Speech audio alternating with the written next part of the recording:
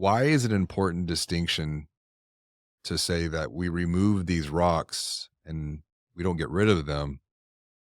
We just remove them so that the waters keep flowing once again instead of being blocked. Yeah, so rocks are natural. If you're rafting down the Grand Canyon, there's going to be rocks. It's part of the river. It's natural. It's part of God's plan. The problem is we see these rocks and we identify with them or we judge them, and that just keeps adding to the pile of rocks. So then everything feels like overwhelm. It feels overwhelmed to take a leap into the new business, level up business, right? That was maybe some of your problem that you were unconsciously projecting.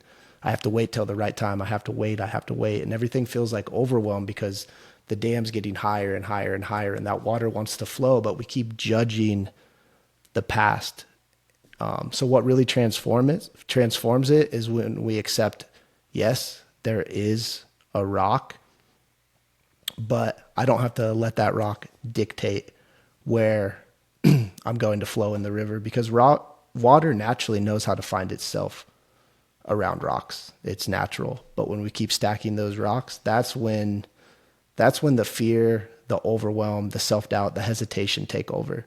So meeting it with acceptance, like we did with you, all we did was saying, and you don't even have to say the past was okay, but you're not judging it anymore because it already happened. So we give the past the space to process through. In your case, it was through your body. We gave that sensation all the space it needed, and that's all it was looking for.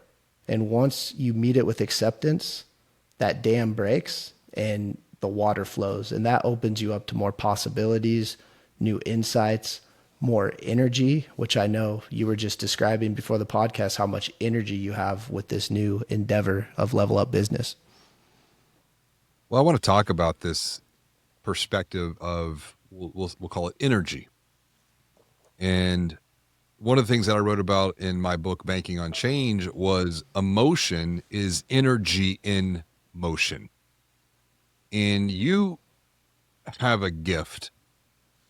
I won't even say a skill. You have a gift to help other leaders, like you did with me, shift or move energy. What's the connection here between moving energy, shifting energy, and how that now connects back to business strategy? Because I think about over the years, all of the strategy work that I have done, but leaders will have a plan. They'll have a path forward to get beyond the present state, to get to what they do perceive and we have agreement on, a bigger future ahead. But there are these blockers, there are these boulders, there are these rocks that they just are not able to move. And until those rocks are moved, then it's like the ancient wisdom, the best laid plans of mice and men often go awry. It's like you could have the best strategy in the world, but until you shift energy, until you move energy, you're not going to get any momentum on that strategy. What's the connection, the correlation here? It's, if you picture the headwaters and there's a dam, we try to put that strategy behind the dam. And then we either tell our team members, hey, go execute. And they're like, how? The water's not flowing. Nothing's happening. So that's the first thing. Work through the dam first so the strategy can flow. And the second part is, when it comes down to it, strategy is all about choices. You have to make a choice. Where are you going to play? Are you going to serve, in your case, banks, or are you going to serve entrepreneurs? That was a choice.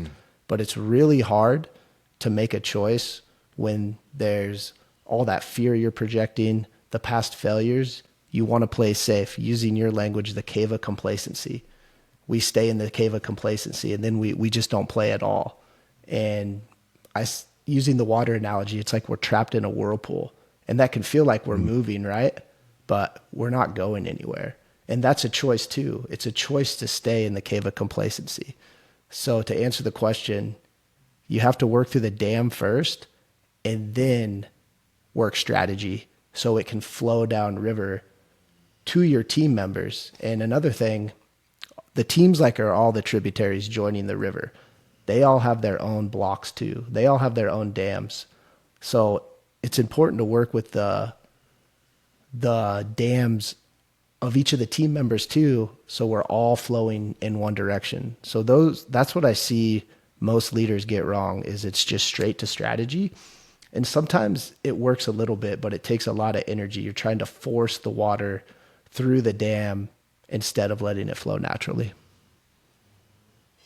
If you want to keep learning from videos like this one, I recommend you check out this video right here. And if you want to watch the entire podcast conversation, you can click here.